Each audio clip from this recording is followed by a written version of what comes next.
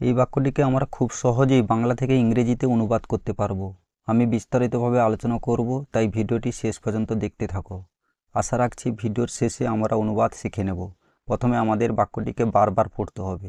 বাক্যটি কোন সময়কে উল্লেখ করছে সেটা জানতে হবে।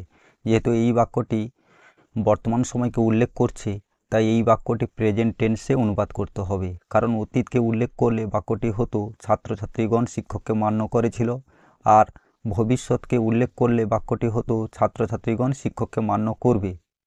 তাই এই বাক্যটি প্রেজেন্ট টেন্সে হবে। কিন্তু আমরা তো জানি প্রেজেন্ট টেন্স 4 প্রকার: present indefinite, present continuous, present perfect, present perfect continuous. তাহলে এই বাক্যটি কোন টেন্সে অনুবাদ করব? প্রেজেন্ট ইনডিফিনাইট, না প্রেজেন্ট কন্টিনিউয়াস, না প্রেজেন্ট পারফেক্ট, না প্রেজেন্ট পারফেক্ট কন্টিনিউয়াস? আমি এই বাক্যটি 4টা টেন্সে লিখছি, তাহলে আমরা সহজেই বুঝে নেব এই বাক্যটি কোন টেন্সে অনুবাদ করব। প্রেজেন্ট ইনডিফিনাইট, ছাত্রছাত্রীগণ শিক্ষককে মান্য করে। প্রেজেন্ট কন্টিনিউয়াস, ছাত্রছাত্রীগণ শিক্ষককে মান্য করছে। প্রেজেন্ট পারফেক্ট, ছাত্রছাত্রীগণ শিক্ষককে মান্য করেছে। প্রেজেন্ট পারফেক্ট কন্টিনিউয়াস, ছাত্রছাত্রীগণ শিক্ষককে 1 বছর ধরে মান্য করছে। দেখো, এখানে দুটো শব্দ একদম কমন, কোনো পরিবর্তন হয়নি। ছাত্রছাত্রীগণ আর শিক্ষক, যেটা পরিবর্তন হচ্ছে সেটা হচ্ছে মান্য করে। দেখো, প্রেজেন্ট কন্টিনিউয়াস টেন্সে মান্য করছে আর প্রেজেন্ট পারফেক্ট কন্টিনিউয়াস টেন্সে মান্য করছে, দুটোই একই আছে। কিন্তু পার্থক্যটা কোথায়? প্রেজেন্ট পারফেক্ট কন্টিনিউয়াস টেন্সে সময়ের উল্লেখ আছে 1 বছর ধরে।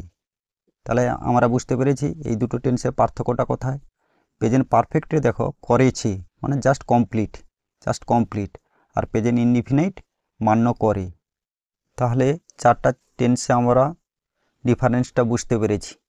তাহলে আমরা এই বাক্যটিকে প্রেজেন্ট ইনডিফিনাইট টেন্সে অনুবাদ করব। এবার বাক্যটির মধ্যে প্রত্যেকটা শব্দে ইংরেজি জেনে নেব। ছাত্রছাত্রীগণ ইংরেজি দ্য স্টুডেন্টস, শিক্ষক ইংরেজি দ্য টিচার, মান্য করা ইংরেজি ওবে। এরপর আমরা ইংরেজিতে কিভাবে সাজিয়ে লিখব।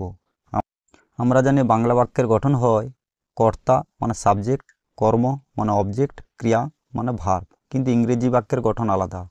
প্রথমে কর্তা মানে সাবজেক্ট আসে, তারপর ক্রিয়া মানে ভার্ব আসে, তারপর কর্ম মানে অবজেক্ট আসে। তাহলে এই বাক্যে সাবজেক্ট অথবা কর্ম কিভাবে খুঁজব?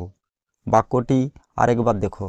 মান্য করে এই ভার্বটির মধ্যে সাবজেক্ট এবং অবজেক্ট লুকিয়ে আছে।